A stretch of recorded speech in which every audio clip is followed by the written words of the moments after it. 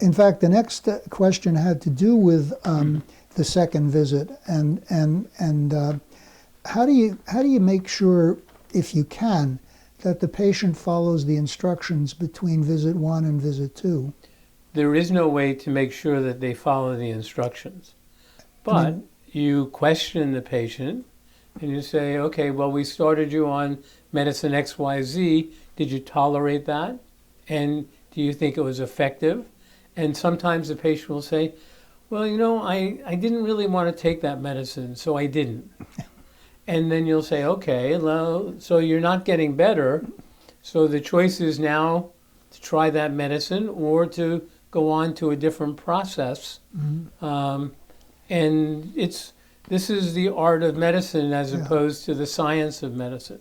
But when you first see the patient and you've diagnosed it as best you can, and you suggest certain things to do, treatments, exercises, whatever, you talk to the patient about, look, this is going to help you, please do it, try Correct. to do it regularly. I mean, is there anything, do you ever follow up in between visits 1 and 2? No, but what we tell our patients is that if you're not getting better, then, if I've given you a 3-week follow-up, I've injected your shoulder, I gave you the instructions, I would very often will say, well, if you're not getting better, if it's getting worse, call us, we'll see you earlier. I get it. Because we may want to jump to the next thing. We may say, okay, now it's time to get an MRI scan because we know that the basic conservative treatments haven't been working. I get it. Now, here's one that I have to ask about medicine in general, and in your field in particular. There are new diagnostic methods coming along regularly, and new treatments procedures that are developed all the time. How do you keep up with all that? That's a huge amount of information while you're working with your patients. Well, there are a couple of things. One, the field of orthopedics has become a highly specialized realm. I've been in practice for 40 years, and I've been a general orthopedist.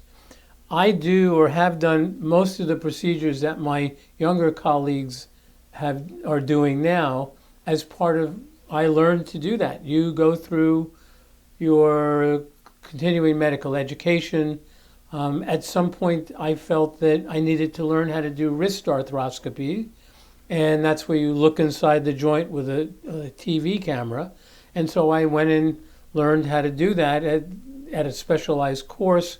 Then I went to see other doctors who did them, and that's how you learn things as you go along.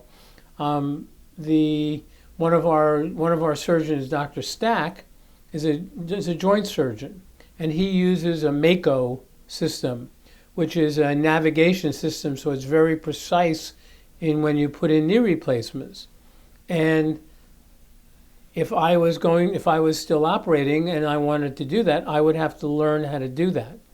And so it's not something where you can be an expert at everything.